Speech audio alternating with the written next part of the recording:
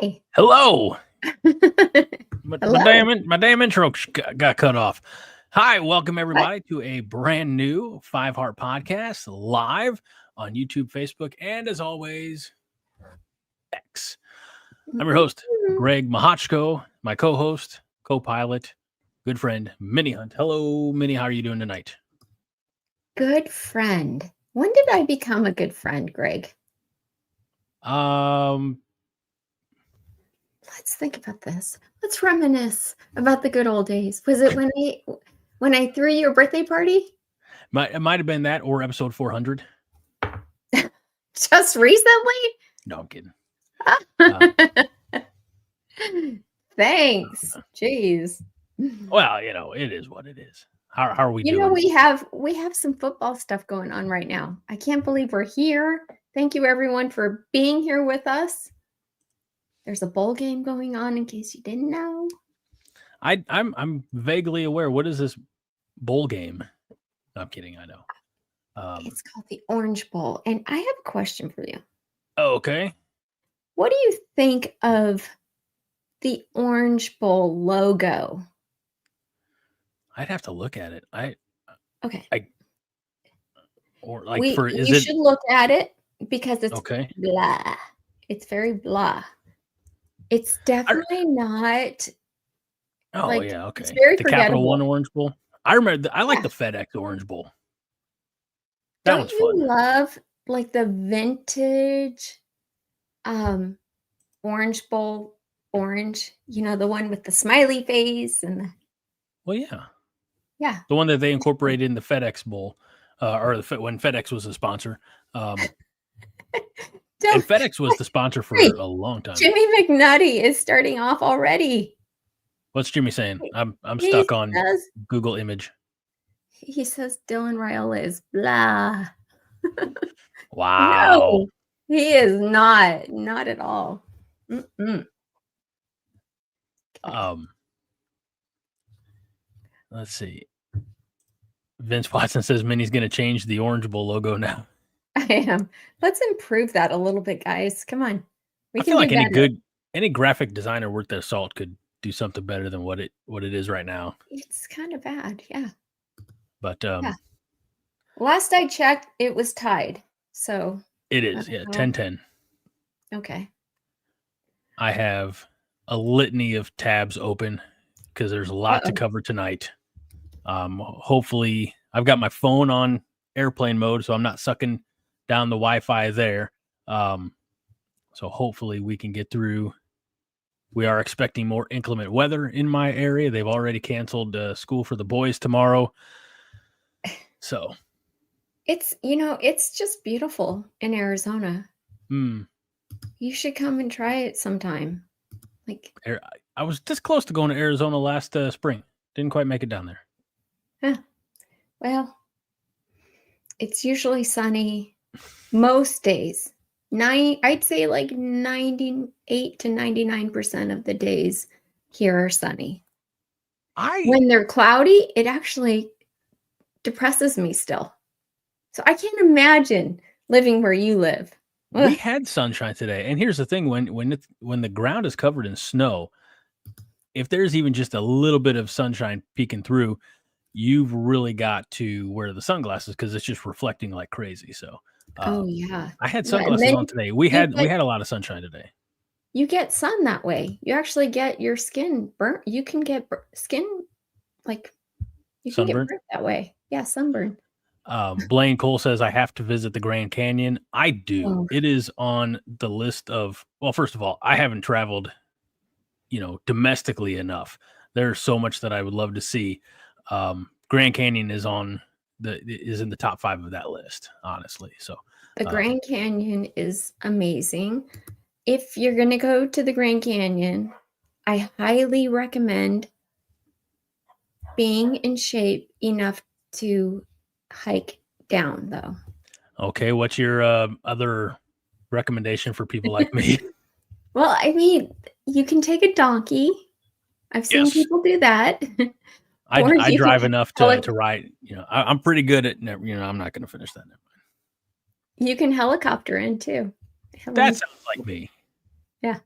that'd feel like the way I would want to do it. That's big splash entrance. So, Wade Farr says the Grand Can. The Grand Can is just a hole in the ground, but It it's is a not. hole in the ground that was made over millions of years, and it's so Mhm. majestic. I also would like to go out in the middle of nowhere, Arizona, and like I don't want to say camp overnight, but at least go out at nighttime and see, like the with zero light pollution, what our night sky could actually look like. So Oh yeah, it's really beautiful. Jimmy McNutty with what Fred would say. Avery Moss would also helicopter it.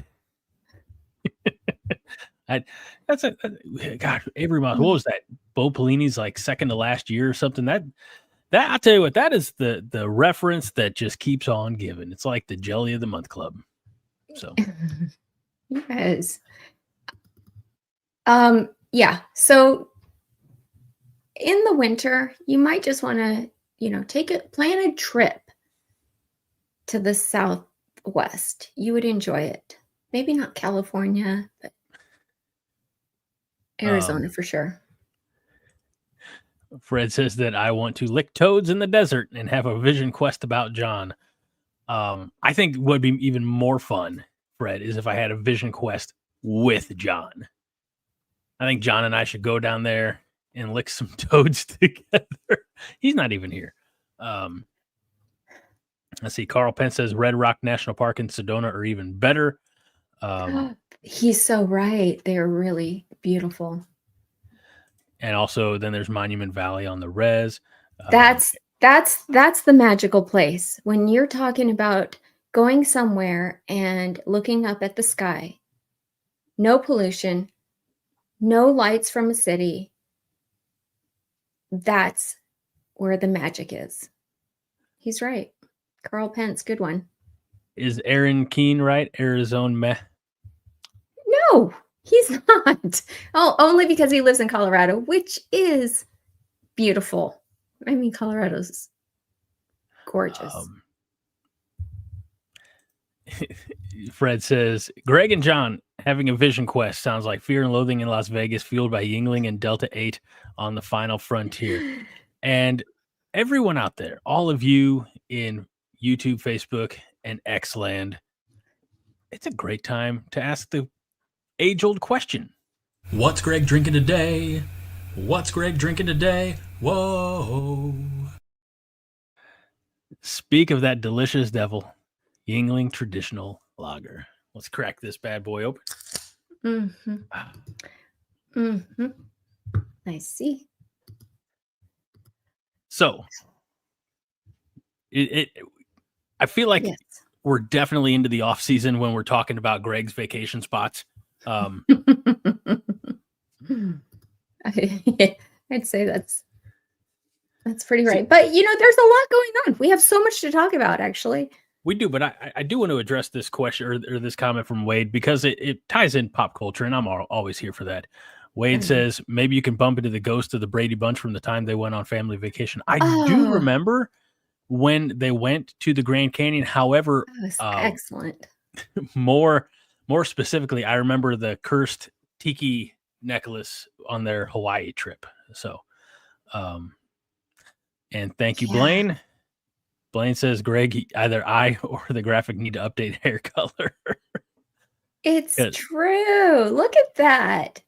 Greg, since I've been on the show, I've noticed a lot more grays poking out. I wonder why that is. I don't know. But have you guys noticed that too? Is there anybody to blame for that in the last year or so? Greg. Thanks, Aaron. You know what? Whoever's keeping tally, 10 points to Aaron Keene for being punny. Yeah. Oh, we get to straighten Carl out real quick. Carl says, Greg, since you live in the land of the corn, have you been to Valentine, Nebraska? The waterfall in Valentine is beautiful. I have been to Valentine, home of the Valentine Badgers and the largest square footage county in the state, but I live in Southern Illinois.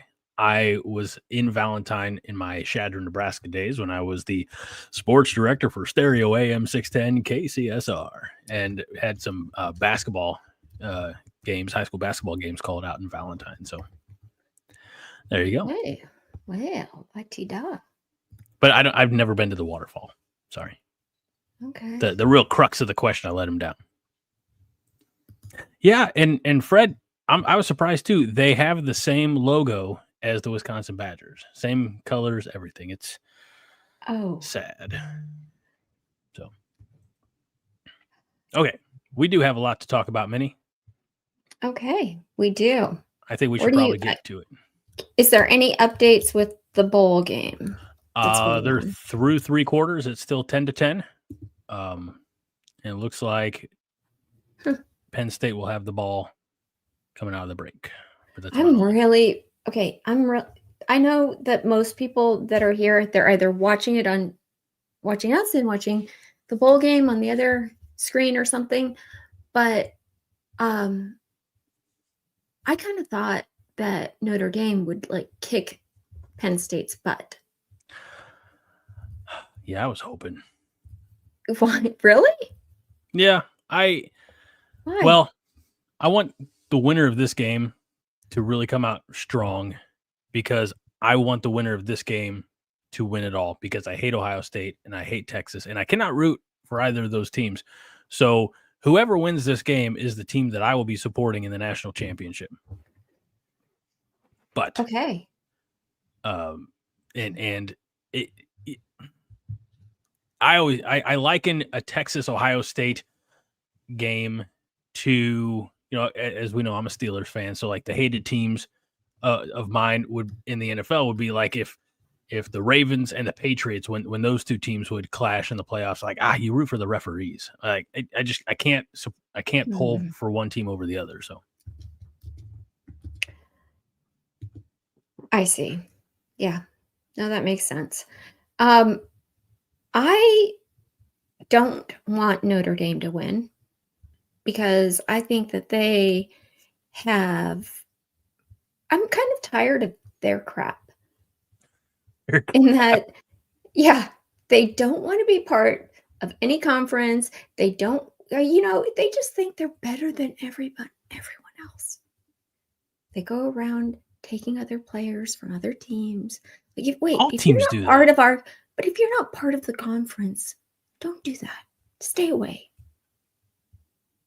I don't know. I've heard that's the biggest gripe with Notre Dame or with people who are anti the Golden Domers. And that is, for that reason is they're independent. Vince makes a good point. If Notre Dame wins, they'll never join a conference. It's true. And, I know. I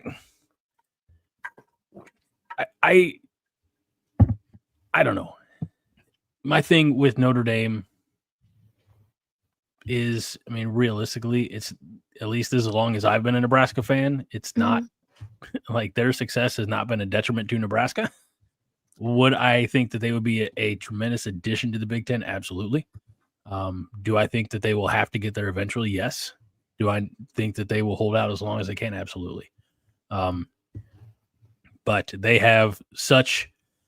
I don't think that their program, their history, their traditions are any better than ours, Michigan, Ohio State, Alabama, whomever. But for whatever reason, and they have this stranglehold on the narrative that they don't need, and I think until the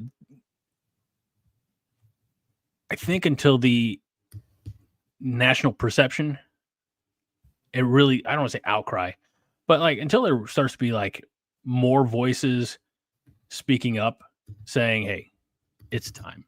I just don't think they'll see it. That's right.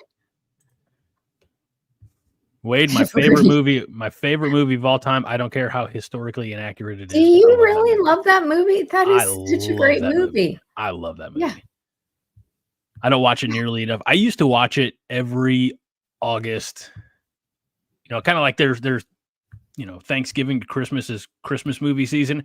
I used to have August as football movie season, whether it was Rudy, Remember the Titans, We Are Marshall, Varsity Blues, The Program,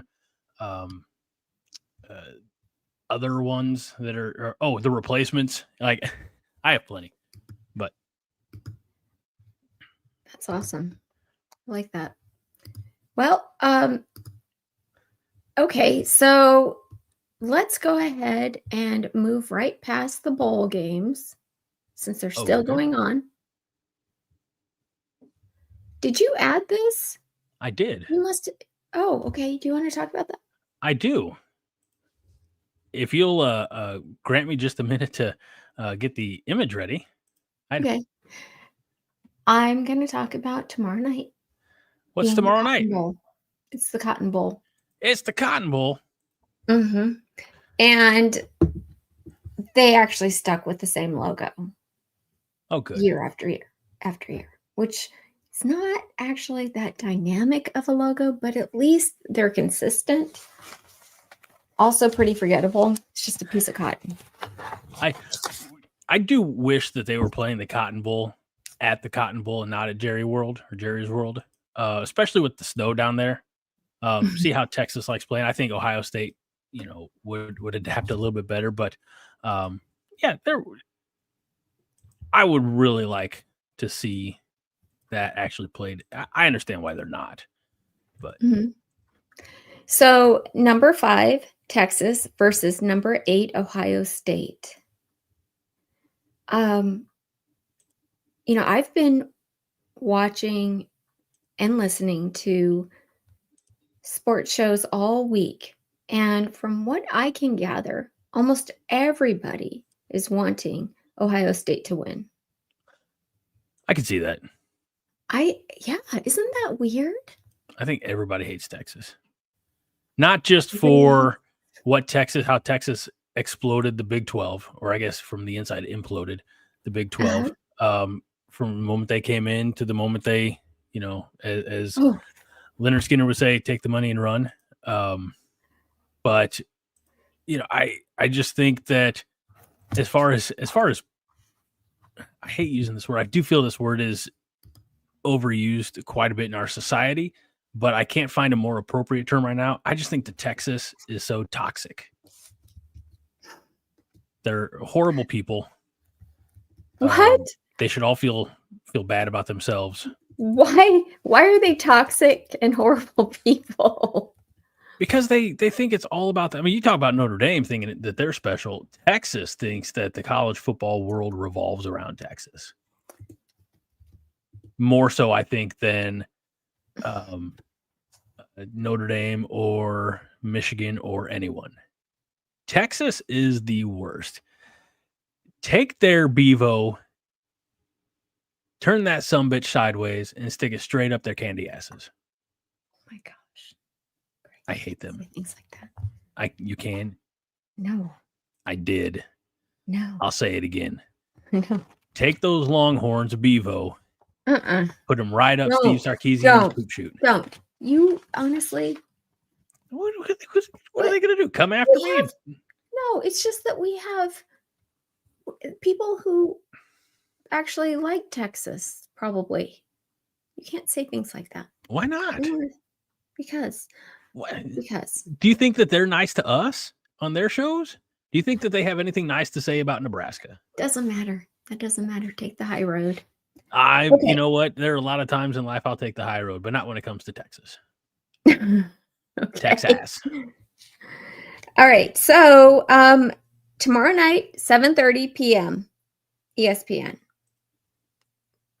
You can either root for Texas or, as most of you have shown, you will not be rooting for Texas. Aaron Keene says, who here likes Texas? Let us know so Greg can ban you. I won't ban them, Aaron. I will put them in timeout for like 24 hours. You will not. I won't let it happen. Okay. And also after what? Mr. Rostovsky says there are two teams I'll cheer for UT against.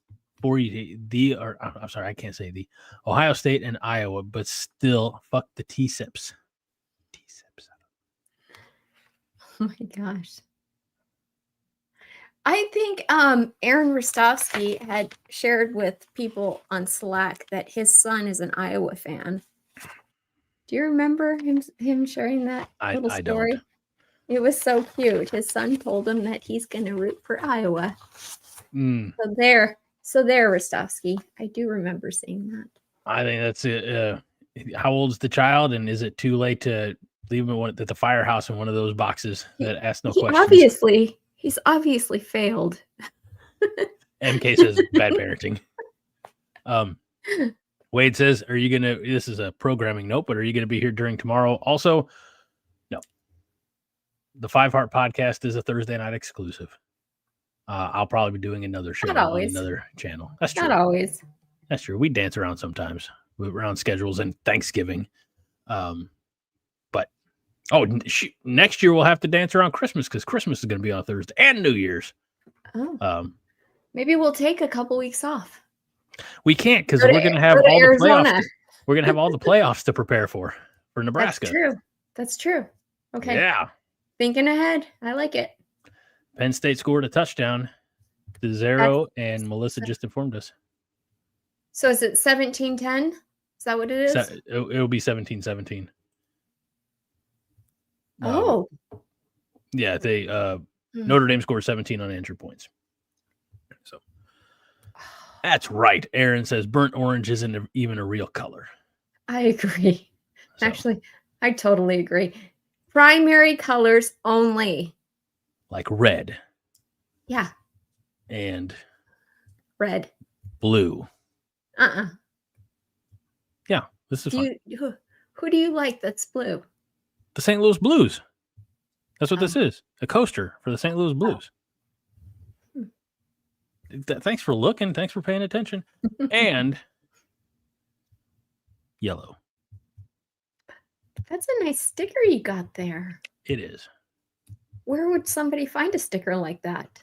Let me tell you, a lot of good people are going to get their sweet Cobby merchandise over at cobbycorn.com. Click now and put in your order. And I can't offer you a discount because we're not that prepared, but we should have.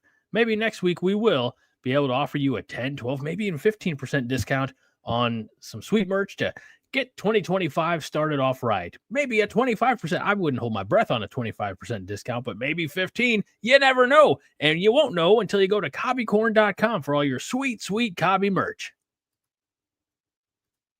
Very nice. Thank you, Greg. You could have just said on cobbycorn.com.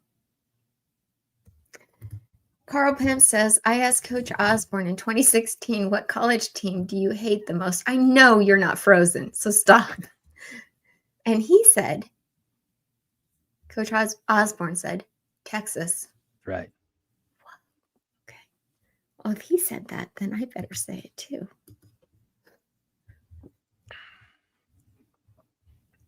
Fred says, Minnie, that's how coasters work. I know. I saw that. Thank you, Fred. I'm not going to share. I like that one, James. I just don't feel comfortable sharing that one. All right. So outside of the bowl news, there was some pretty big news that was announced just earlier today that kind of shook, I think, the landscape of college football. And I guess I'm excited that you are unaware of this because that means that I get to spring something on you. And that is that Carson Beck, Georgia quarterback Carson Beck, has entered the transfer portal. This is reported by On3. Now, the tweet here says plans to. He did officially put in his transfer paperwork with a do not contact verbiage in it. And according to On3, that likely means that he already knows what schools he's looking at. Yeah. Of course. So the quarterback who led Georgia to the SEC championship, of course, being hurt in that game and being sidelined for the remainder of the Bulldog season,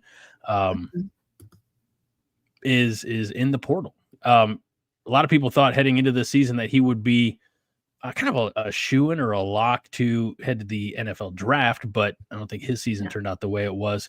Most people seem to think, right. Most people seem to think that, Mr. Rostovsky says the U, Fizero says going to Miami to be with his girlfriend. That is the prevailing opinion at this time. A couple other schools that I've seen in the mix include Ohio State, Texas A&M. So, but likely Miami. So there you go. Wow. That's How all I about have that? to say is wow. Georgia. Yeah, they didn't fare so well. I think they're just having issues over there. Okay, well, let's move on then to the best team in college football. Nebraska, of course. Yeah, Nebraska. Thank you. Because we got news today that this guy, Javin, right? It's not Javin, it's Javin. Says who? Me. Plus, he's from Arizona, guys. He's planning to return for another year, and this is his 7th year.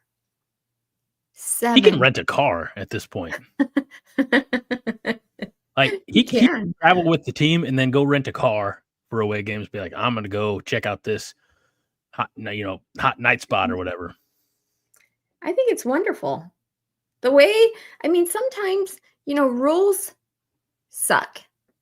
The NCAA has capitalized on having rules that suck.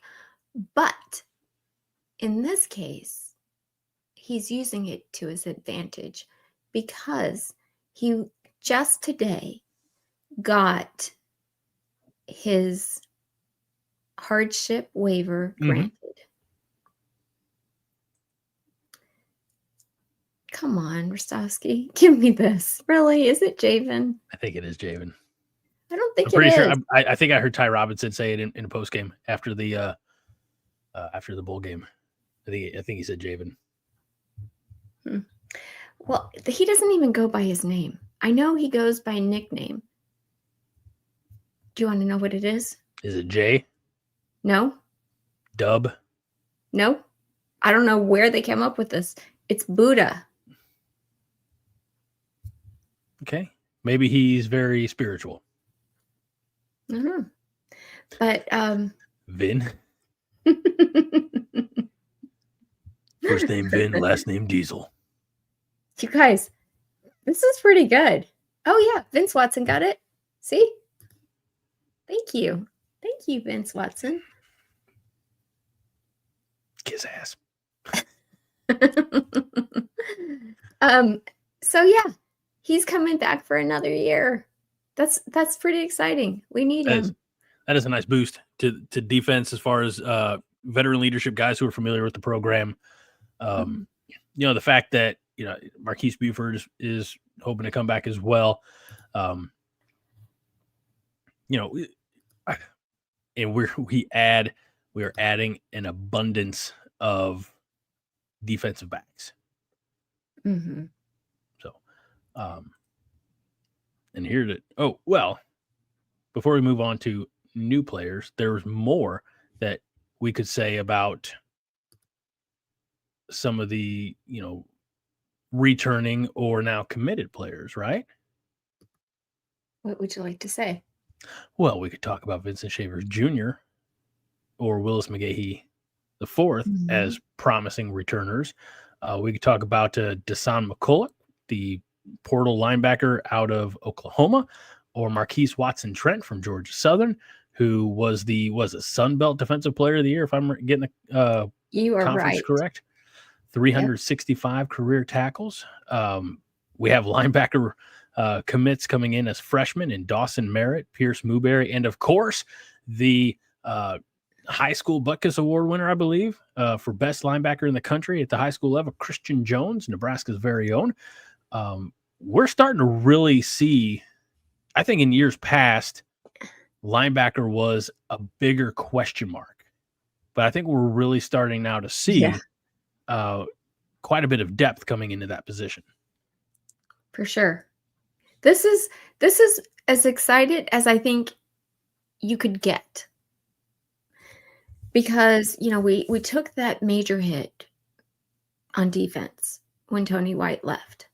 And we're all like, oh, no, he's taking all the players with him. What are we going to do? And Matt Rule said, don't worry about it. We're going to double down, and we're going to have the 1890 initiative as well as the profit sharing. And we're going to have more money than most schools in college football to offer. And obviously, that's why when I made the thumbnail for tonight's show, we were 6th ranked in the transfer portal. And since then, we got another 4-star from Arizona. So I'm sure we've moved up, because Oregon has 6, I want to say, or 5 4-stars. So I think we actually have beat Oregon in the transfer portal now. Do you want to mention who that player is coming from Arizona? Good idea. It's the oh no, I can't do it. I got that one. Did you do that? Did you do that? Did I do it, or did I find it? You must have found it. Oh, thank you. Huh. Okay. I thought he was from ASU. Shows you what I know. But still same state. It's fine. Same state, totally different schools. I mean, U of A was actually really good before Jed Fish went to Washington. They were actually pretty good. They're on the way to being really good, but they lost their head coach because Washington's coach went to Alabama. The whole coaching shuffle, and so that makes sense that this guy would be in the transfer portal. And the only thing that is somewhat alarming is that because, again, of the NCAA's rules, this guy is now at his 4th school. Four. And he has 2 years of eligibility left. How does this work? I don't understand how math works in the transfer portal. Usually I'm pretty good at how math works, Fred, but when it comes to the transfer portal, I'm not as sharp as I used to be. But started at Texas A&M, had a cup of coffee at Louisville, then at Arizona, and now headed to the Big Ten. So at least he's seen the country, Like, he has. That's one way to see the country. Terry Bush with an interesting question. Who will be schools 5 and 6 then? Well, let's not worry about that. Let's hope that he adds something. He appeared in 10 games for the Wildcats, right? Is it Arizona Wildcats? Yes, it is. Thank you. Just for making sure. Finished 26 tackles, 4 pass breakups as a sophomore. So, we'll see. Yeah. Well, we have him. We do. And what did we say his name was again? I don't think we even Marquise Groves Killebrew. Groves Killebrew. I think we forgot that part. Talk about burying the lead. Poor guy. I always do that. Who else did we bring in, Minnie? Oh, well, we've been talking about this guy. Greg and I have been having side conversations about this particular player because I'm worried about talking about him They already know. With you guys because of last week's. Should we just lead with the bad news? I don't know. But it's a good thing we got him, right? I mean, this is What are you doing to these images? I have no idea. And he looks so sad. Yeah, well. He should be sad. Because he was playing for Alabama? No. Nope. Okay. Because he's got a little bit of a record. What are you talking about? We're just going to go ahead and put all this out there. That is Elijah Pritchett, the offensive lineman from Alabama. He was a 5-star, I believe, tackle out of Georgia, out of high school. Mm-hmm. And let's just say he's got some legal woes. You guys. Okay. I didn't know. It's not just racing. Melissa, you're right. Yes, he was. He was racing cars and he was running from the police. Read Freds. Elijah Pritchett, a demon on the streets. Oh, no. I can't. It's true. But it's true. How about this one by Fizero? Okay. No. You guys. I knew it. I knew it. I'm like, if anybody here is going to know the things that this guy has done wrong, the one thing that is like really, really not good, it's going to be the Holger Maniacs. Wait, I'm sorry. Who? The Holger Maniacs.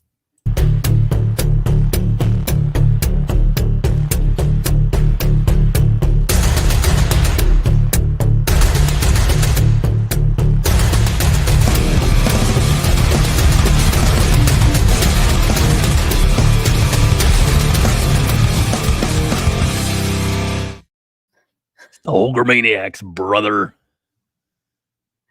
Okay, so all right, I'm gonna for the people that don't know, I'm gonna go ahead and give you the information. Do you want me to say it? Would it make you more comfortable if I said it? I actually would love it, but don't be rude, okay? Nebraska's newest offensive tackle commit allegedly, knowingly. Yeah. You always got to say allegedly. Okay. For legal purposes. Allegedly, knowingly gave, how should I put this? Sexually transmitted a disease to a partner. Knowingly. Gave an STD to someone. And I'll take the racing cars over a... Yeah, that's piece of shit activity right there. I got... Okay. And Terry Bush says, sometimes you got to take the good with the bad. Well, you take them both and there you have the facts of life, but you know what you don't need to take? Oh, man. Okay, so when I saw that, I'm like, oh no, this is not good. Rostovsky, seriously? How do you know it's an infection? I don't know what it was that was given, but I don't like being corrected for what is commonly held as the name for maladies of the genital area. Guys, okay, so I wanted to know, Rostovsky. Shit. How on earth could our offensive line coach, Donovan Raiola, want a player like this? Because, I mean, I think Donovan Raiola actually, hand picks every offensive lineman and holds them to such a high standard. I think he was kind of given Micah Mazuka as okay, this is a project. You're going to work on this guy. But I think otherwise he has full control over who's on the offensive line. And so I did a little research and I shared it with Greg, and we found that this kid, he even said in his younger years, he was into nothing but trouble. And he came from a single family home. He has lots of siblings. And I just think that it's really wonderful that he's being given a second chance. So hopefully, we'll put all that stuff behind us and Nebraska is turning over a new leaf. I have a question. And yes, I understand that this is going to sound super shitty of me. Mm-hmm. That second chance that he's being given, does that come with a shot of penicillin? I mean, good I'm Lord. sure it does. I'm sure it does. Sometimes when you're young and dumb, okay, there's like young and dumb, like my twins who will run into a wall because they're not paying attention. But at any point, there we go. At any point, you should look at that guy. Somebody's grabbing him by the throat. Yeah. Wow. But I think he's grabbing somebody's genitals. Oh, wait. Seems to be on brand. I saw it. I won't hold you to it, Fred. That's okay. Yeah. This is kind of crazy. Caleb Ward says, come on, Greg. Plenty of players in the 90s did worse. Yeah, good point, Caleb. But I'm not forgiving them. I'm also not looking at, the 1990s through the lens of it. Like, I wasn't following college football in the 90s. So I haven't deep dove in, whatever. I haven't gone back and looked at all the shenanigans or worse that were taking place in the 90s. What I do know is that, I kind of want to say, Mr. Rostov, Dr. Rostovsky, this is not a boys will be boys type of thing. For me, this is a huge issue. Like, I've seen in some states where this is criminalized as a felony. I don't believe it is in this case. Okay.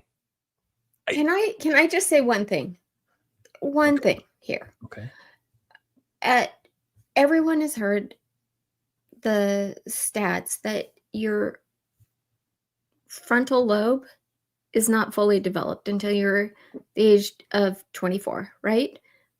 And that is kind of the part where it involves reasoning and things like that. Plus I don't want to speculate, but it doesn't sound like, if you don't have the father figure there, maybe you're going to make mistakes. And I think Donovan Raiola is the perfect coach and father figure for this kid.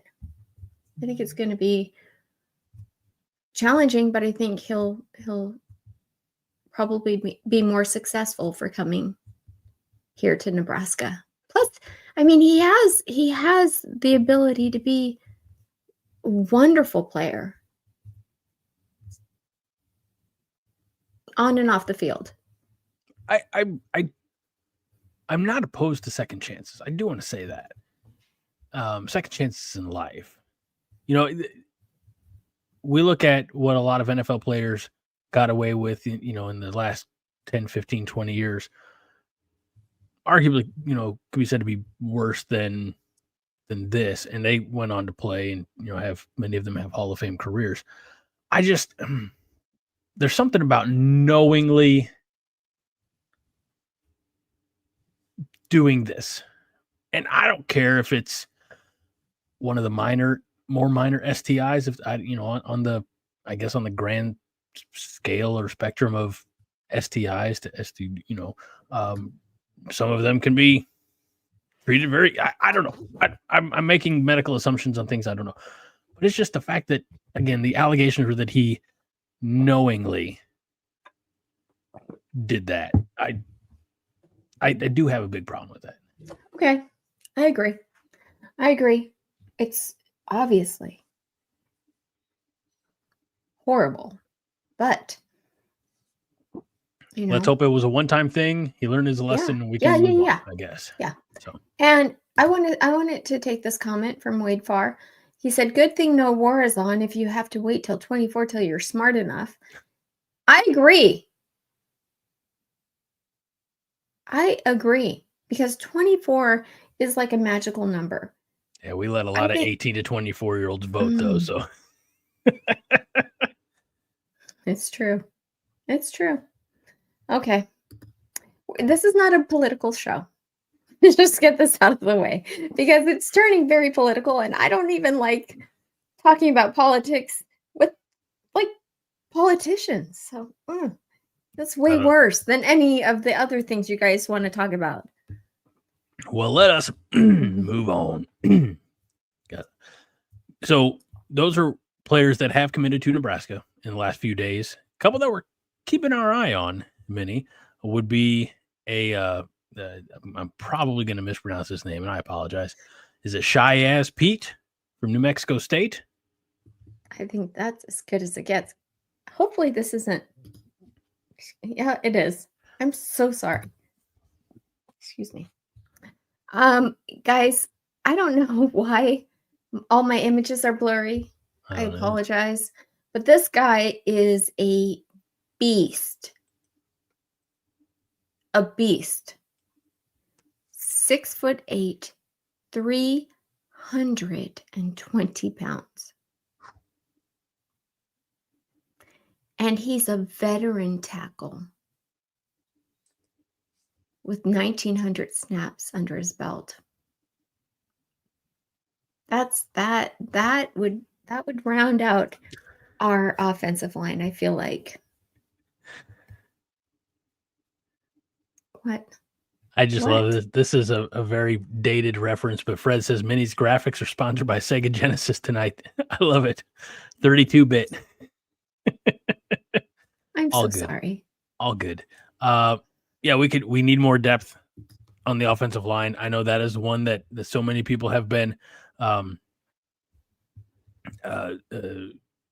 saying we need more depth, we need more offensive linemen. It was in some of our starred comments earlier in the night. Rostovsky says he'll be starting left tackle the second he steps on campus. If we get him, he's the biggest priority left. So, well, perhaps, or Elijah Pritchett will be, right? No, I thought I thought he was a defensive lineman. Was he not? No. Oh, you're right. He is offensive lineman. He's just getting choked like a defensive lineman. Sorry. He is the blind side. He is like, he plays that. I know everyone's looking at his stats from Alabama, Elijah Pritchett's. He was kind of like thrown into forced in to start playing. And he, like from what I saw, he didn't necessarily get his hands up fast enough. Donovan Raiola has a certain way of coaching his guys, right? We've seen it, like knuckles up and you get your hands out quickly. He hasn't done that with his his moves. So I feel like that's the reason why guys have gotten past him. Other than that, I think he's going to be great. Let's see. Carl says, I think we need to think outside the box and concentrate on JUCO stars overlooked by the rest of the Power Four. Oh, that's a good idea too. I almost think, and I'm not disagreeing. Yeah, because you get 2 extra years. You get 2 years free. Well, I don't know when. I know when that rule took effect, but I don't know when. Like, is it backdated?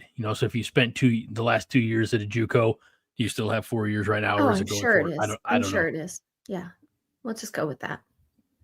Until we hear differently, we're going to go with that. And the last player that we're kind of keeping our eye on is a wide receiver by the name of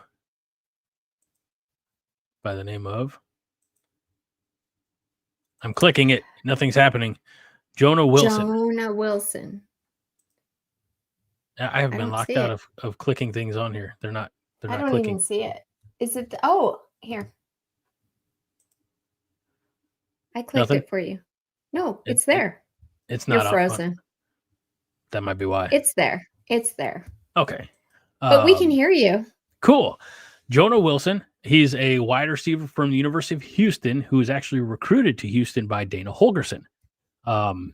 He was a highly ranked 4-star recruit in the top 300. Had offers from Texas, Texas A&M, LSU, Ohio State, among others. Holgorsen beat all those other schools out back when he was at Houston to get him to go to Houston. He's 6'3", 205 pounds, runs a 49-second 400-meter dash.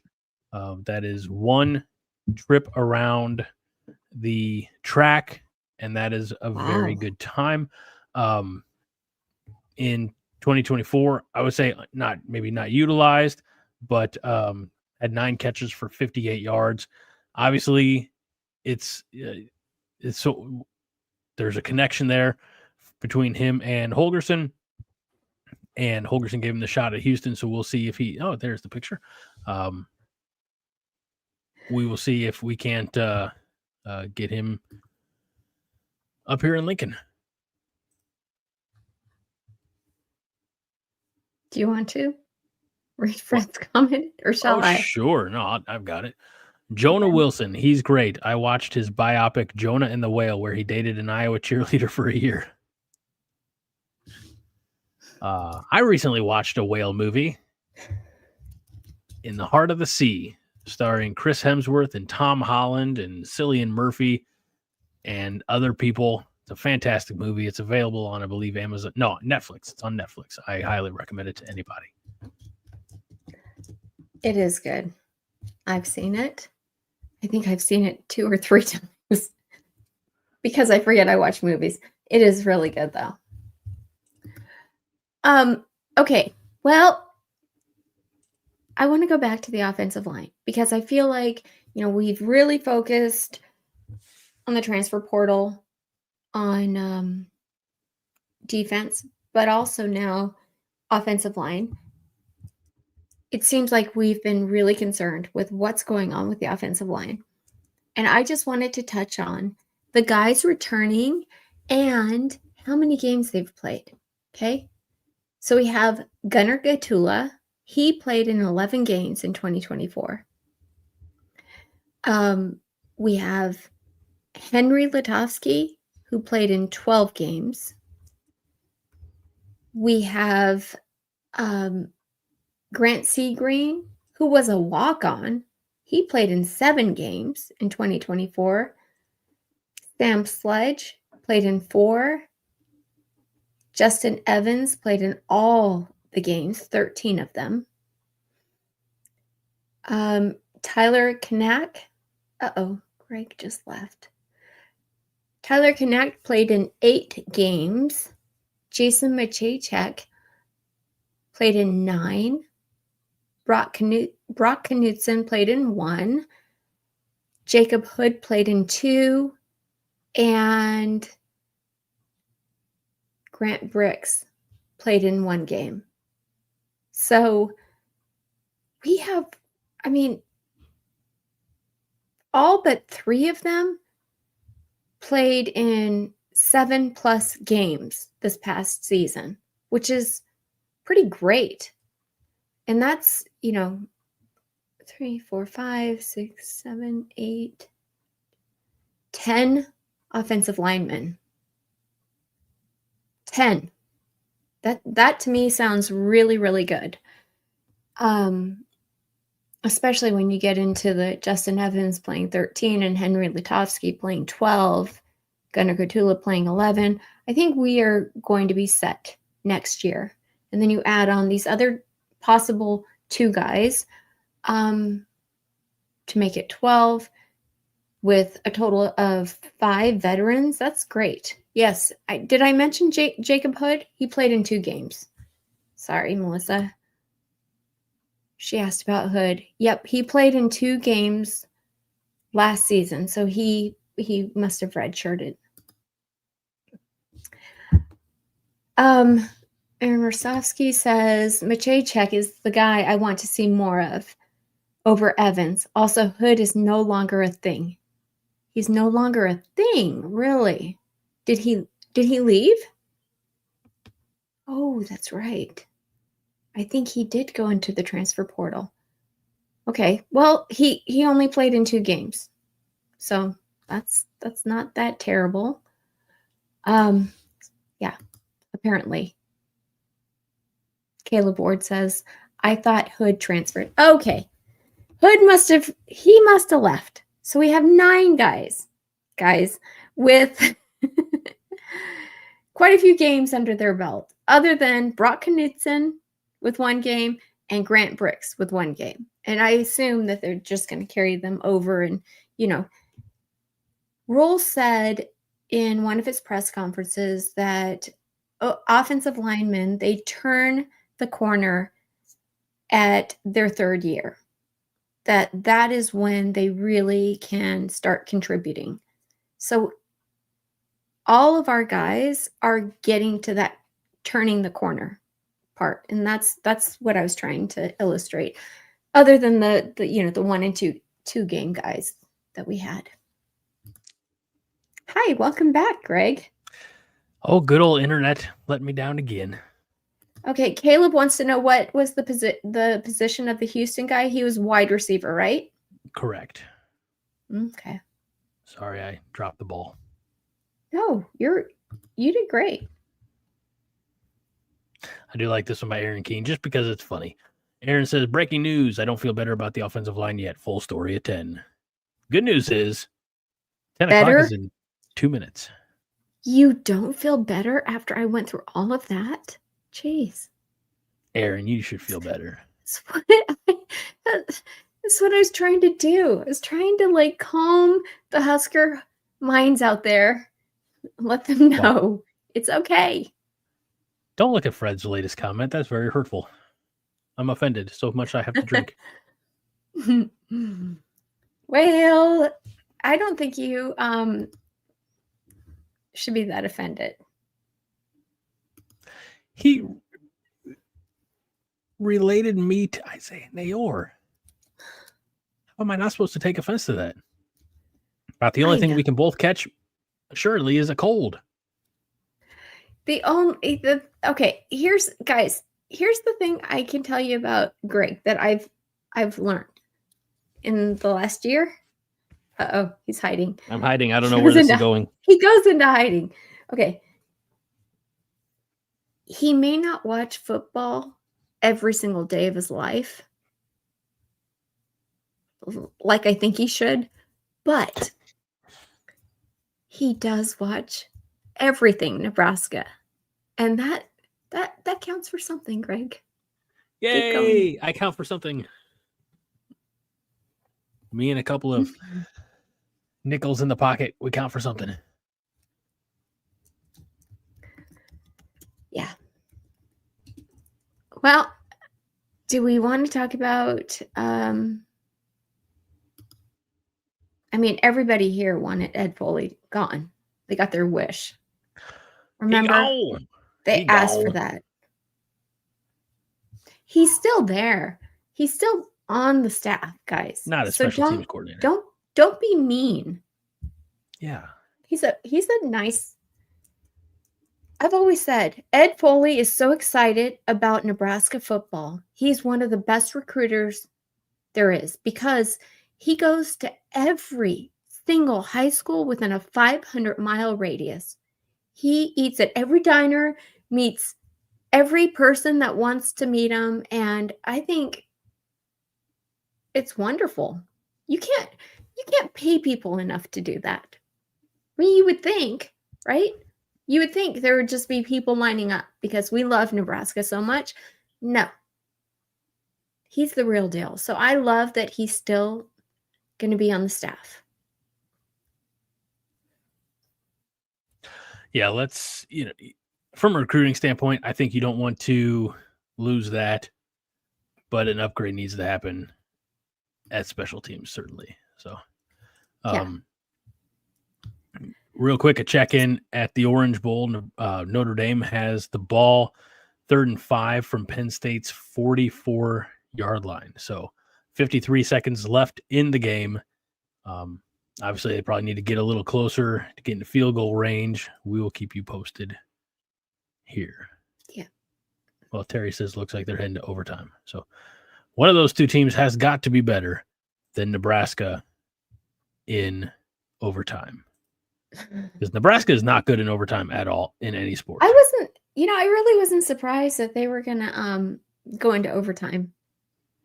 At halftime or ish, whenever they were tied 10-10, I was like, oh, this is definitely going into overtime. So, okay, Ed Foley. And now our possibilities for a special teams coach. Real quick, though, I love this comment from Vince Watson because this hits to everybody's inner fat guy. And he says, Ed Foley, the new host of Diners, Drive-Ins, and Dives, Nebraska chapter. You familiar with Triple D, Minnie? Diners, Drive-Ins, and Dives on Food Network? No. Guy Fieri. You know who Guy Fieri is? No. So Guy Fieri is a tremendously successful chef, entrepreneur, and television personality. And he's got a couple shows on the Food Network. But probably the longest running one, the most successful one, is a show called Diners, Drive-Ins, and Dives, where he goes all across the country, going to little mom and pop restaurants and things like that, highlighting small businesses. And like really, the mayor of Flavortown, it says Aaron Keene, and it's really fun to, I love the Food Network. Again, I'm a fat guy. So just seeing all these tremendous meals that are cooked up, and I'm sure he's been in your neighborhood more than once, talking about the great mom and pop locally owned restaurants and highlighting some of their marquee dishes. It's really fantastic. Okay, I'll have to look at that. Never. Did you say I'll have to look at that? Never. Did you say that? I did. Wow.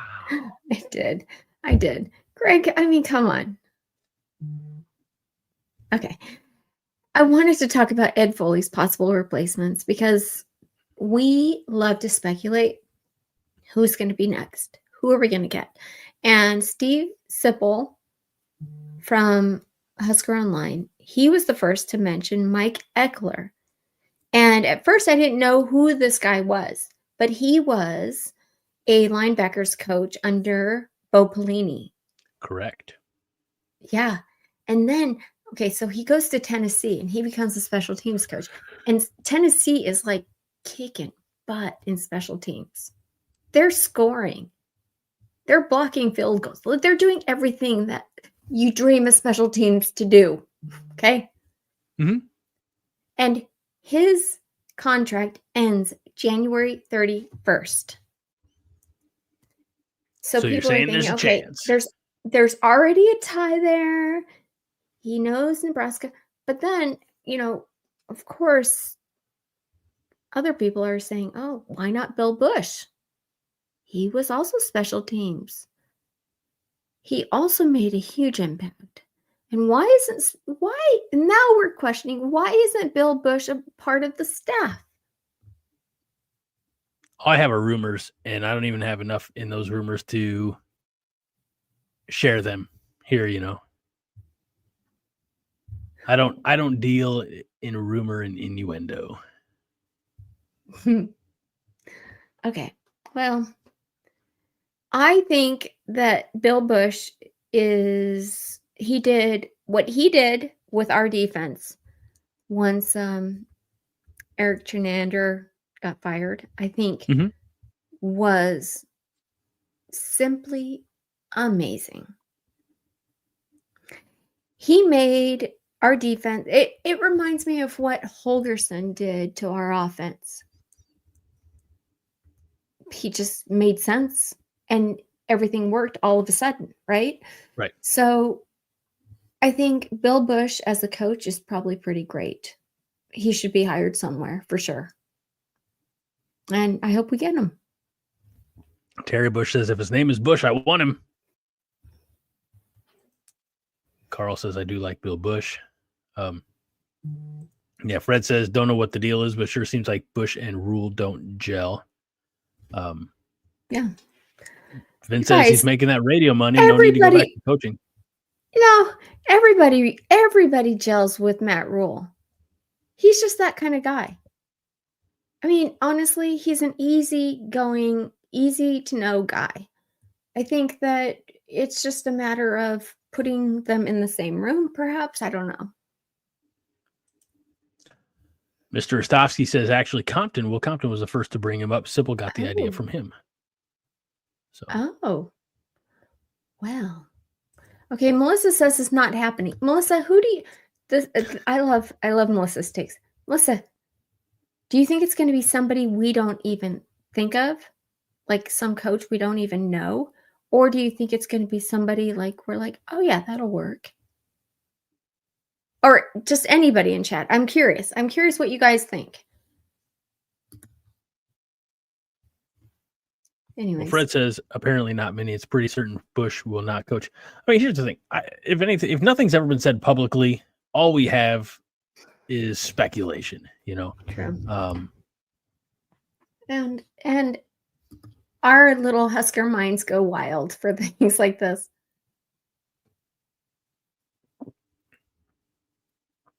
Oh, this jumped up. Sorry, Vince. This one got away from me. It says media rule and behind closed doors rule may not be the same person. That's interesting. I've not heard that necessarily, but that's again that's a take. I'm not necessarily opposed to it. You definitely hope. I tend to think that Matt Rule's pretty genuine, and the version that we see at the podium or on Chasing Three is the version who's kind of just is the authentic Matt Rule, but. I don't know if you guys remember this or not. Who said that? Who was that? Anyways, what I wanted to say is I met Matt Rule's wife and his daughters when I went to Lincoln, and I am telling you, 1,000%, they were the nicest, most outgoing, welcoming people I've ever met. They're so gracious to everyone. And I felt like if his wife and his daughters are that way, he must be. So that's all I have to say. And okay, so we don't have any answers on the Foley thing, like who might. Oh, wait. Carlos Polk is an assistant special teams coach in the NFL. Oh. Do you know anything about him, Greg? Let me Greggle it. Oh, no. Well, he's the yes. Assistant special teams coach for the for the Chicago Bears. Oh. Now, didn't Donovan Raiola come from UNL. the Bears? Yes. Wasn't that his coaching history too? I want to say maybe a year as the assistant offensive line coach. Yeah. I think. Excuse me. Wow. Oh, and James Boardman says Polk is a former Husker linebacker. Nice. Very nice. And what's his name again?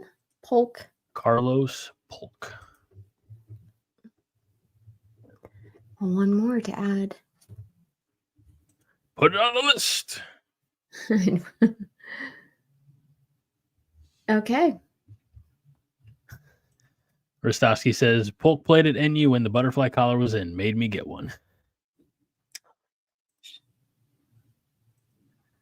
Josh, you missed 70 minutes of the show. Okay? We cannot recap the entire show. what'd you miss? Be here on time. He knows that. Josh, I You feel ever like wonder? Go ahead. I feel like every week when you show up and ask that question, nobody's really going to answer you truthfully. I do wonder if Josh just hangs out and watches for an hour or so, and just, you know, I think the word is creeps, but not, you know, and then, you know, pops in late in the show saying, "Hey, what I miss?" I think that's possible. That he's just sitting around watching for an hour. We'll see. Melissa says Notre Dame is going for the win. Oh, they are.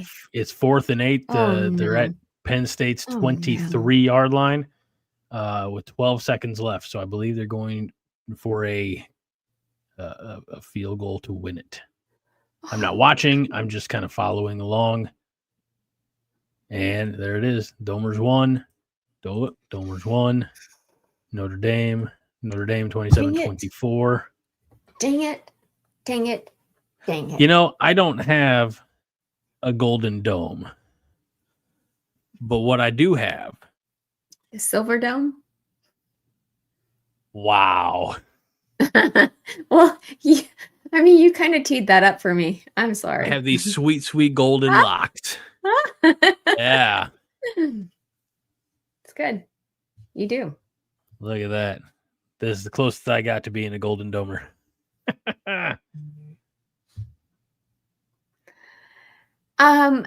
We do apologize, Vince. We know that you were looking for that payday, buddy. I know we talked about that on a previous show. So. Well, since Penn State lost, should we also then talk about Nebraska basketball? Men's basketball? We should. Because, it's going to be tough. Did you watch the game on Tuesday? I watched the end of the game. I watched all of overtime. I watched probably the last 5-10 minutes. Honestly, I forgot that it was on. And I didn't know exactly where to find it. It was BFOTS Josh Hansen who said it's on Prime, or not on Prime, on Peacock. So I had to get there. But the good news. Well, if you would have been watching on Monday night, Greg, we let the fine folks in Coronation know it was on Peacock on Tuesday night. Okay. Well, it wasn't just the Iowa loss that Nebraska had this week. They also beat a very good, very capable ranked UCLA team on Saturday. That was at home. And depending on the poll, I think UCLA, at least when I was watching the game, I believe they were ranked 14th. And I know now they're ranked 15th. So depending on which poll, coaches or AP, however you look at that. But anyway, they beat a top 15 UCLA team at home 66-58 on Saturday. That brought their home winning streak to 20 games, which I believe is good for, I want to say maybe 4th in the Big Ten as far as home winning streaks. So that was the good. The bad is losing to Iowa on Tuesday, 97-87 in overtime. By what I could, observe, looks like we were gassed midway through the second half. About 8 to 12 minutes to play. We just didn't, we were slowing down on defense. There were anecdotally moments of tremendous effort. Obviously Bryce Williams hitting the 3 that sent the game to overtime. But when you look at the ugly of that game, if I'm going to finish out my good, bad, and ugly Clint Eastwood reference, we gave up a 15-point lead in the second half. We got outscored 21-11 in overtime. We allowed Iowa to hit almost 50% from the perimeter, and that included Josh Dix and Peyton Sanford combining for 65% or 13 of 20 from the arc, where Nebraska shot just 39% from 3, and even worse, a very uncharacteristic day at the foul line, shooting just 54.55% from the stripe. We left points on the floor that, you know, if we knock down a couple more of those a couple more of those free throws, and we don't have to worry about going to overtime. So it was not ideal. You know, the great win against UCLA, certainly. I think anytime you can beat UCLA, whether they're ranked or not, UCLA, I think for me, will always be a blue blood men's basketball team. But now you have to go back on the road on Sunday and play Purdue. Purdue, I think, has the longest consecutive win streak at home. And even really? without Zach Edey, somebody correct me in the comments there, but even without their big guy from last year, I mean, it's still Purdue. So, you know, we will see how that one goes. And then next Thursday night, a week from tonight, Nebraska's back at home against Rutgers. That is an 8:00 tip. It's not going to affect what we do here at the Five Heart.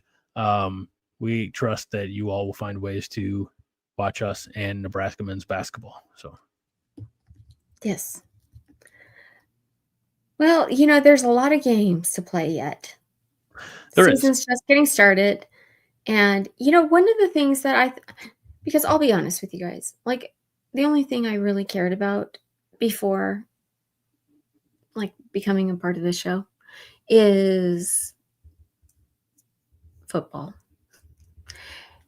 And of course, I loved that the ladies volleyball, they were like killing it. Because, Right. hello, I'm a girl. It's like, yeah, go. So I got immediately into that. And then the men were basketball. They were pretty on fire with Casey and who's the guy from Germany that Frank is Mast? out this season? Yeah. Frank Mast. I liked him too. Okay. I can't wait for him to come back. I know. And, you know, we have a couple of guys who returned, and they're doing really well. But Iowa, I don't know how Iowa does this every single year. They're kicking our butt. And here's the thing. I hate that. I I hate losing to Iowa in football. I also really hate losing to Iowa in basketball. Especially in basketball. Well, the reason being, their coach is such a douche. Like, Fran McCaffrey is just, he is your prototypical Big Ten head coach asshole. Like, just, there's not, from the outside looking in. So is the women's coach. Right. Very little that's redeemable about him.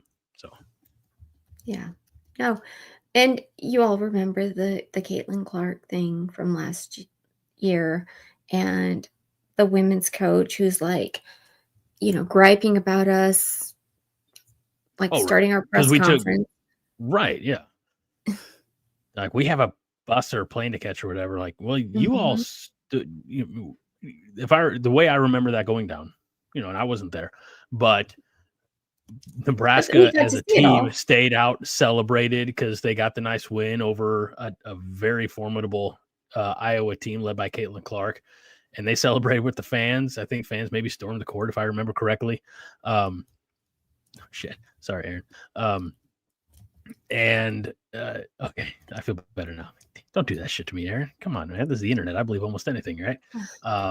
Still waiting on my check back from that Nigerian prince, but give time to get to the podium for the press conference early, and they didn't do it. And then when Nebraska said, all right, I guess we're gonna go do it, she threw a hissy fit. So I got no time for that. So yep. So, yeah. Well, thanks for bringing that. I think that got me all kinds of fired up. Thanks for bringing that back to my memory. I'd forgotten about that. You're welcome. Yeah. Well, it just, you know, the thing is in all of sports, and we touched on this before, there's this like thread that runs through when you can make things personal, and for some reason it's really, really, really personal against Iowa. Right? So we better get them the next time around. Ooh, ooh, ooh. And we will see Iowa men's basketball March 9th, I believe, is the very last game of the regular season. And then the women had a nice they had a rough end and start to the year. So they lost on December 29th to UCLA at UCLA. UCLA, by the way, the number one program in the country for women's basketball, and they showed. I mean, Nebraska's not a slouch at basketball for women's basketball, but they got throttled against the Lady Bruins, 91-54. Then they had to start the new year, still in Los Angeles, losing to number 4 Southern California, 75-55. But they turn around, get that home cooking, as we like to say. They have a nice win over Penn State on January 5th, 72-61, and then they beat a top 20 Michigan State team just last night, actually, 85-80 on Growing the Game / Youth Sports Night. So that was in front of a national audience of the Big Ten Network. So they'll be back on Big Ten Network on Sunday against Rutgers, at Rutgers, and then they're on the road again next Thursday against Iowa from Iowa City. So I'll be honest with you, I haven't followed. I don't follow Iowa until we're playing them or after we beat them. So I have no idea what they are like in this post Caitlin Clark era. They're not ranked. I know that. Talk about one. I was trying to figure out how to say this without sounding too overtly negative, but like I want to say like a one-trick pony, or like a one-horse town or something like that. I don't know why everything comes back to equine. But why is that? Like Caitlin Clark was the team. What was the stir or the straw? Damn it, the straw that stirred the drink. So, yep. No, I think you're right. Illinois hates Iowa too? Really? Ken E says. Oh, they do. They do. I didn't know that. Why does Illinois? I mean, you live in Illinois, right? Mm-hmm. Why does Illinois hate Iowa? Illinois is a very bitter state. Illinois hates a lot. Illinois hates Missouri. There's always the annual bragging rights game between Illinois and Missouri men's basketball teams. It's usually the weekend before Christmas. So yeah, there's Illinois. I think Illinois picks a lot of fights. I think that's what it is, because Illinois and Indiana don't get along. Illinois and Northwestern. They want to be the only I state. I think the problem is Illinois. Yeah, it could be. It could be. No, I like that. Okay, well, then Caleb Ward says Iowa is gross. That's why. Sometimes it's not Illinois' fault, maybe. Sometimes it's just Iowa's fault. I'm right. kind of liking this show tonight. I actually really enjoy all the hate that we can, all the shade we can throw at other teams. Course through you. Mm-hmm. Turn to the dark side. It's actually kind of fun. I'm enjoying it. Texas hate, the Iowa hate. I'll say it. The Ohio State hate. Who else can we hate? Colorado. Colorado. Oh, and now they're out here just Texas. They're just catching strays at this point. Texas, even Coach Osborne hates Texas, so everybody has to hate Texas. I think Coach Osborne has to hate Colorado too. I think I read something. Know if he'd admit it. Where it said no. He said that Colorado was never relevant. Even better. I know, right? Throwing shade. I don't usually talk like a 17-year-old, but that's some good shade to throw, Coach Osborne. So, all right, where are we at here on L? We're at the wrestling portion. We talked about women's basketball. So okay, we can Yeah, we're almost to the end. Mhm. Nebraska Oh, but wrestling. we have wait, before you guys think that we're almost to the end, we do have a special surprise tonight. We do. Okay. We do. Are we Okay. we're gonna say that for the very end? Do you want to? Oh, I think we should. okay, good. Me too. Okay. So let's talk Nebraska wrestling. The wrestlers, your Nebraska Cornhuskers, are ranked number 4 in the country, although I do anticipate that they'll probably slide down just a little bit. They had a rough outing earlier this week on Sunday against Northern Iowa.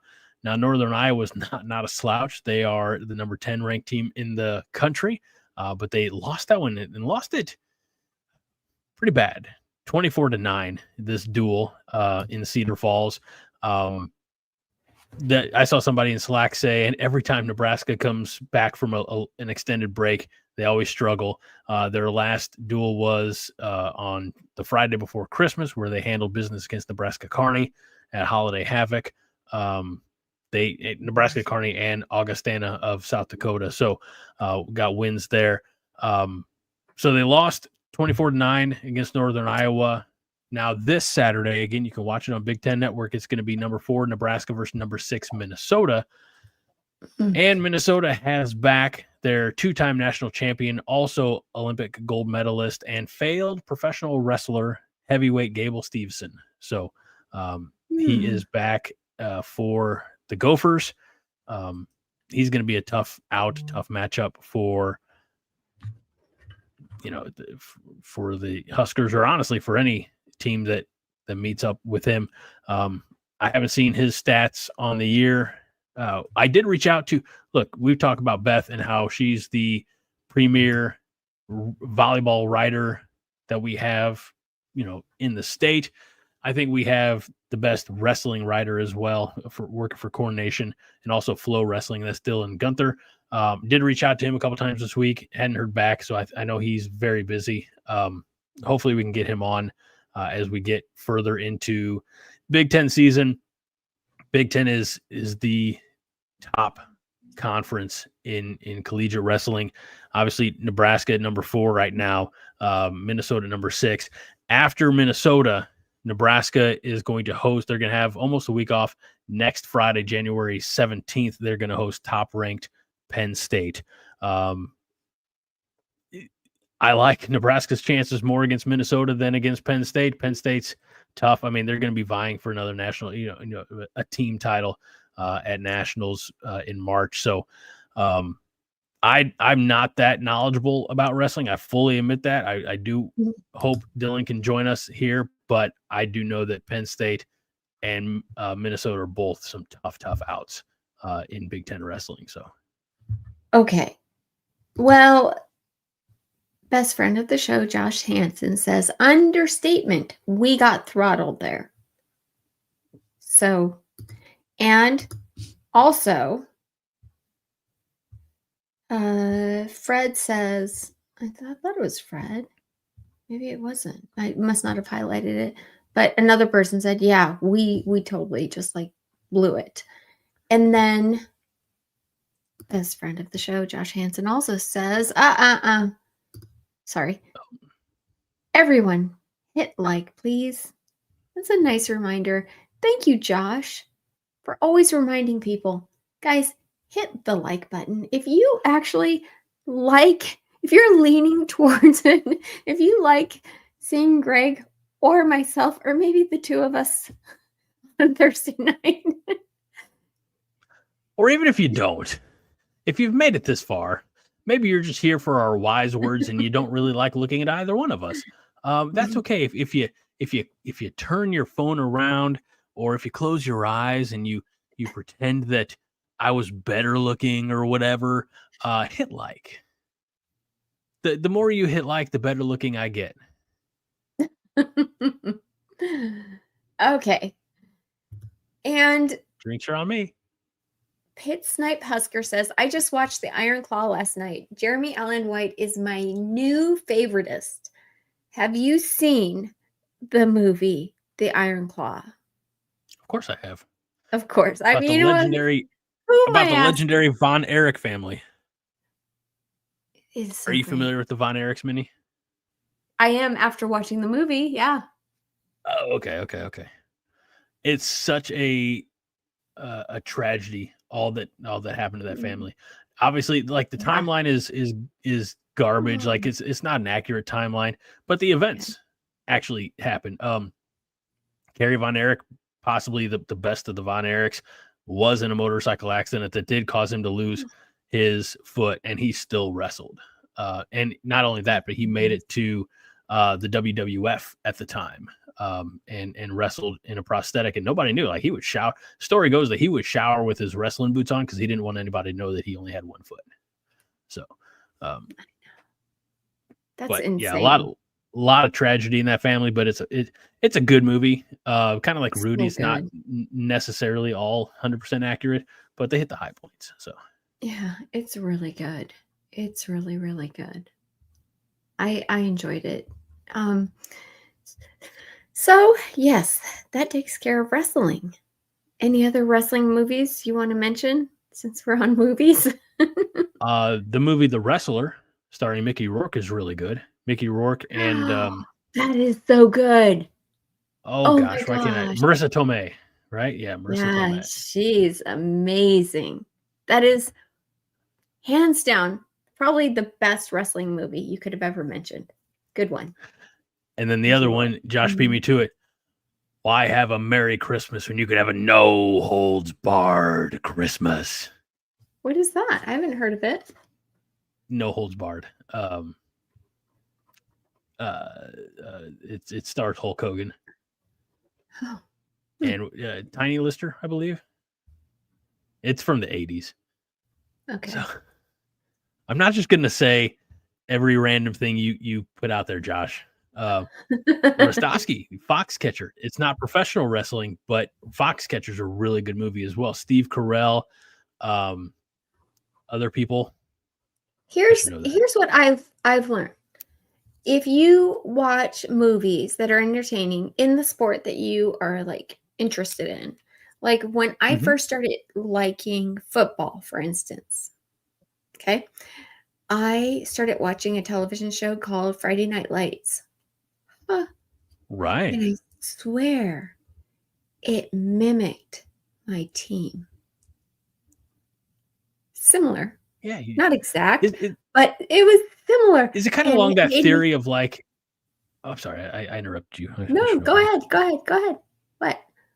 What were you saying? I was just saying, is it kind of that theory of like, when you buy a vehicle, like you've never seen a vehicle Yeah. like yours until you buy it, and then you start seeing that type of Mhm. vehicle all over the place. That particular I'm pretty paint, sure. things like that. So Yeah, I'm pretty sure you're right. That must be it. Because whenever, I started getting excited about, like, anything, if I watch a movie involving in that, like, wrestling, we're gonna be talking about wrestling, we're gonna be talking about basketball, so we need to, like, prime ourselves and watch some basketball movies, watch some wrestling movies, and we'll be talking about it in the off I like season. it. Oh, Mhm. here's another fun wrestling movie for you. It's going to go under the radar for a lot of people. What? Nacho Libre. That yeah. Okay, that qualifies. Jack I like Black. that. So it's a family one too. I've watched it with the boys before. So, um, oh, Aaron says 35 days to baseball. Well, there you go. He's right, and he would know. We also don't any movies about winning. I think there are a lot of movies about winning, like true underdog stories. Maybe that's what we also should be watching. Note to self: watch more movies about winning. Good point, Trying to Roger figure that out. Moore. Does Mr. Nanny count as a wrestling movie or Suburban Commando? I have no idea what they are. Mr. Nanny was Hulk Hogan, but he's a nanny. He has to watch the kids. Okay. Peanut Butter What's Falcon's good too. It stars Shia LaBeouf Oh, is it? I actually liked it. Yeah. Yeah. See, I got that Suburban Commando reference out before you all. Knock it off. Okay. Minnie, shall we read through some of our starred comments? I've popped in here. Nope. No. Are we doing our thing first? Ready to Rumble's good. Do you want to do the started comments first, or do you want to do our surprise? I think we should do the started comments first. That way, in case. Okay, go ahead. All right. Wade said a long time ago, Greg, you won't feel bad if you use Just for Men because my silver dome. I think I don't know if I'd feel bad. I just, I'm not at a place where I'm comfortable putting product in my hair. Even this product that would make me look 10, maybe even 12 years younger. I don't know. Wade also asks, are you two in favor of no name on the back of jerseys? No, I can't do that. I don't like it. I know, Greg, you like it because what matters is from the movie Miracle. Not the name on the back, but the name on the front.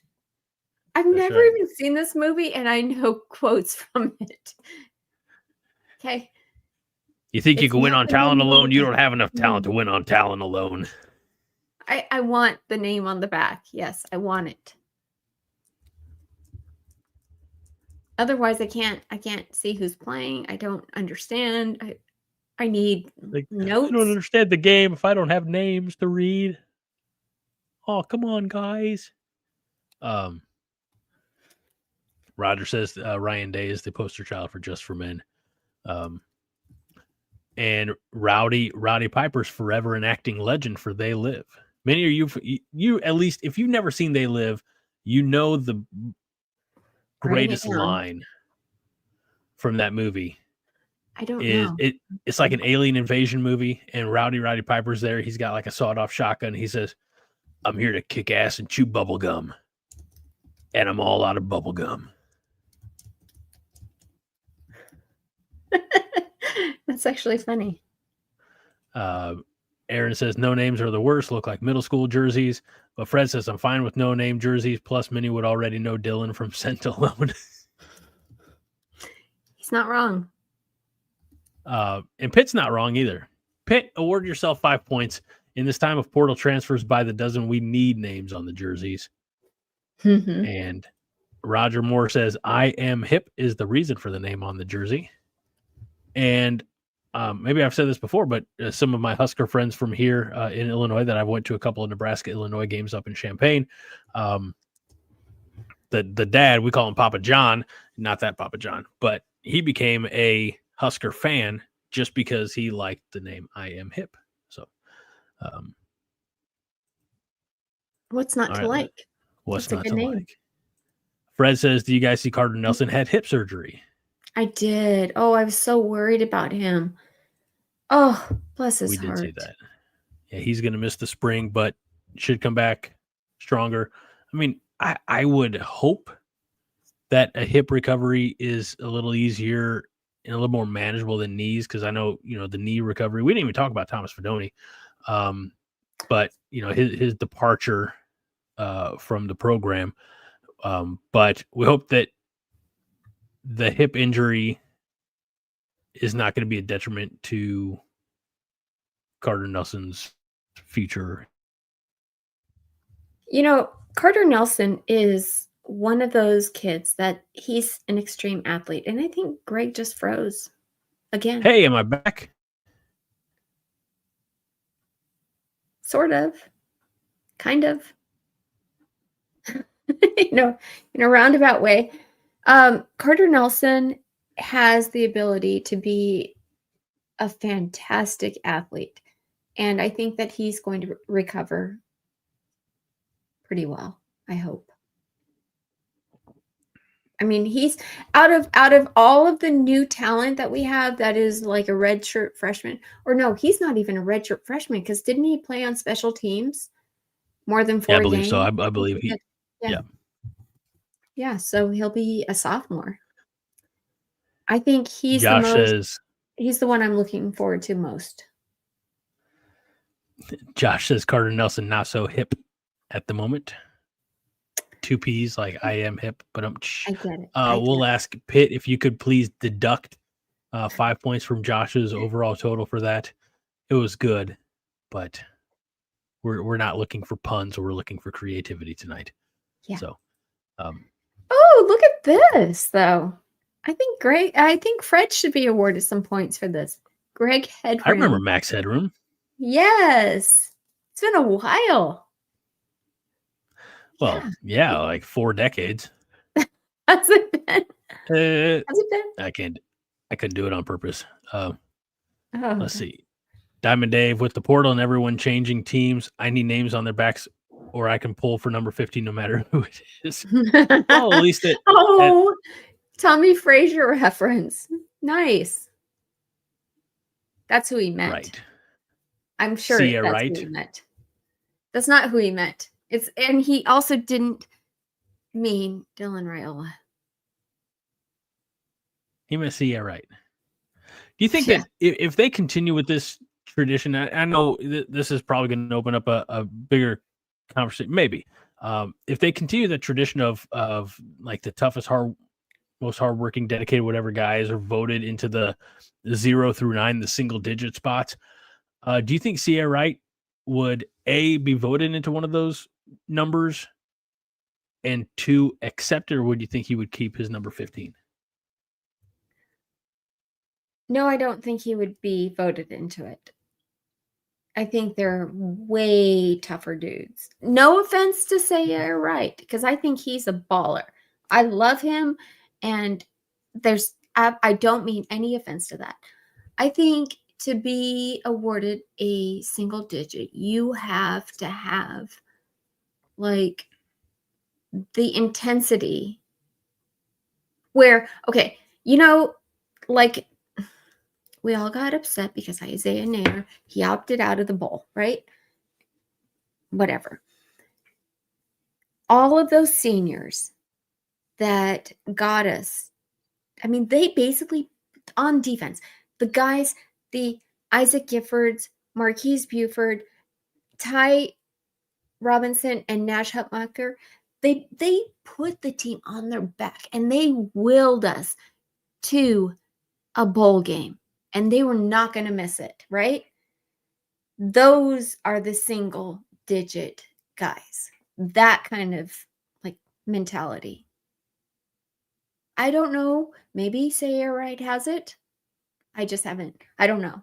But he does ball out for us. So I love him being a part of it. I just don't think right now we have seen that.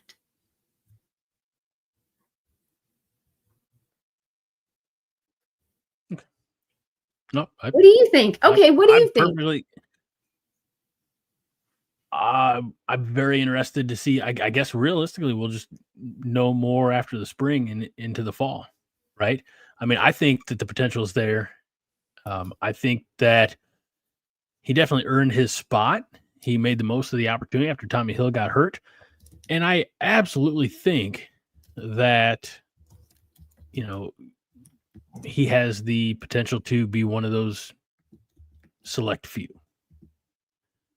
We'll see how things go after the spring. Yeah. Okay. Fair enough. Could be. Cesaro, not wrong. We have 31 defensive backs. I don't even know if that's hyperbolic or if you went to the roster and I think he's right. I would not be surprised. We definitely need it thinned out, and it's going to get thinned out. So I'm not worried about it. Oddly enough, very timely to highlight this comment from Vince earlier that there's going to be a mass exodus in the spring. There's going to have to be. We have to get down to 105. And I recall seeing earlier today that Matt Rule would really like a balance of 53 guys at the playing roster level and 53 guys at the practice squad developmental level. Mm-hmm. I think that's kind of what he would really like. And that's, that puts you at 106. So there's a little fluctuation one way or the other. But yeah, I mean, we're going to have to, we're going to be saying goodbye after the spring to some guys that we really kind of maybe have even grown attached to, and that's going to suck. But we got to do it for the betterment of the team, the betterment of the program. So yeah, we do. Okay, you're right. What's the next starred comment, Minnie? I always am reading the starred comments. Why don't you read a starred comment? Me? I have no idea where you are. People want. I don't know where you are. I just have been going from the oldest to the newest starred comments, starting at the top and working my way down. There's a lot. No. Oh, wait. Okay. No, there isn't. Oh, I do like this. Okay. Carl Pence says, can we please steal Cignetti from Indiana? I mean, do I even have to answer this? Can everybody else just please answer this for me? Because we don't want him. Am I right? Anybody else? Comment? What is going on? Hello? Greg? Is Greg frozen? Oh my. I think he's frozen again. Damn it, Carl. Okay. Pitt Snipe Husker says, damn it, Carl. And thank you. Thank you, Ken E. He says, I would rather go 0-12 than have Cignetti. And quite honestly, I mean, I don't want to go 0-12. I don't want to be Purdue. Don't. But Cignetti, well, I thought, okay, this guy is, I thought at first he was a little bit refreshing because, you know, he's like, Google me. I went, you know, and it was good at the time for Indiana. He kept on with his charade of acting like he's like reinvented the wheel. This is football, okay? You have not reinvented anything. This is hard to do, and it's hard to figure out. So no, he's just a little too cocky for me. A little too cocky for Nebraska, and I would rather just not. He can stay at Indiana. Okay?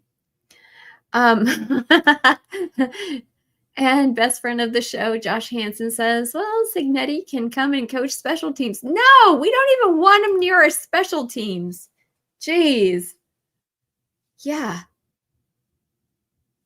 I did no such thing, Fred. I did not say hard twice. No, I didn't. Okay. Thuzero says, I was rooting for Indiana until he couldn't stop talking. Then I hated them. Same. There's something to be said about being just a little bit humble. Acting like you've discovered penicillin. You know, we were talking about STDs earlier, but acting like you have figured it out when, I mean, smarter guys, tougher guys have come before you and they haven't. So I'm with you, Thuzero. I was rooting for Indiana until he just wouldn't stop. And he even threw, granted, it was probably, you know, we kind of almost deserved it, but he even threw us under the bus. It was so wrong. That's really the moment I hated him. Okay. Anything else you guys want to talk about for Cignetti? Okay. Pitt Snipe Husker says, I like Cignetti right where he's at. He's a hate-able opponent. He'll put up or shut up this year. That's the thing. He kind of, you know how Harbaugh just kind of manipulated the system last year for Michigan, and he was able to get, like, he had the most fifth and sixth year seniors on his roster than anybody in college football. he manipulated the rules to fit him, plus, all the other stuff that were not rule friendly. I feel like Signetti kind of stumbled upon that as well, because he took all of his guys that he had been coaching all of those years and his coaches and brought them to Indiana with him. So, of course, they're going to be ready, and only the good guys, right? So I think you're right, Pit Snipe. It's either put up or shut up this year, Signetti. And I would like to see him shut up. There. Hi. Where'd you go? Oh, my internet just said crapped out. So I'm back again. Should we just end the show? Because you look like really kind of like pixelated, like Max Headroomish. Oh, I do? Yeah. Sorry. We can. Yeah, I know we had something fun planned for everybody, but we can maybe save that. We'll for next leave week. it. Do you think that's evergreen enough that we can save it for next week? It is, and maybe, perhaps, we'll improve upon it, right? Well, there you go. I don't know if you can improve upon this, but we'll see. So, well, as long as I'm not too glitchy, we should probably go ahead and end the show. Sorry, apologies to you, Minnie, for abandoning you. Okay. Not on purpose. But we appreciate all of you for hanging out with us tonight and letting your thoughts be heard. I think Minnie, you put it best Monday night, but everybody's got a voice here. I even found a CD by a band named Moist Centigrade. Yeah. I remember that. Are you kidding me? Yeah. Oh, that's perfect. Yeah. Maybe did you clue him in as to what we had lined up? No, I don't clue anybody in on anything. Okay. But Fred's good to go home. He's tired and full of booze. All right, that will be all. There we go. That'll do it for this episode. Let's just get out of here, holding the fort down while I dealt with my connectivity issues.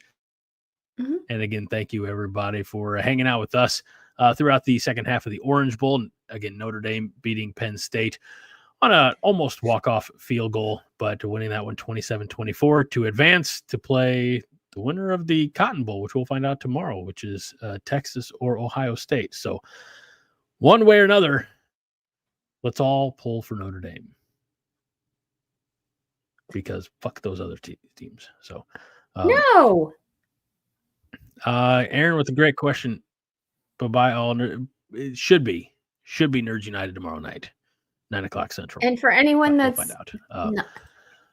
That's out of the loop, Greg does Confused another show. Yeah, another show. Can you believe it?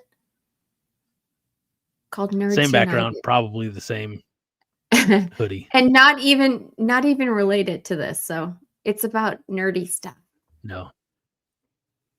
Yeah, I don't do enough self-promotion on it. But I've been doing that show for almost 12 years now, so it's fine. It is what it is. I catch it. I catch it every now and then. It's pretty. I mean, it's fun. It's like another night of this. Right. We have our few loyal viewers that we get to hang out with, my buddy Mike and I, and we just talk Star Wars and Marvel and DC and shit. So anyway, that'll do it for this episode. Oh, come on, Aaron. Upset it. We need all the help we can get. Eric Rostowski says, want to subscribe to Nerds United, but you have 69. Good. All right, that'll do it for this round of the Five Heart Podcast. We'll do it all again next week, Thursday. Same. Let's borrow a little bit from the Nerds United field. Same bat time, same bat channel, right here on Core Nation's official YouTube, Facebook, and X accounts. And for the co-host and co-pilot and great friend Minnie Hunt. I'm Greg Mahachko. This is the 5 Heart Podcast. Remind you each and every week that 5 Heart is all the heart you need. Minnie? Be safe and go big red.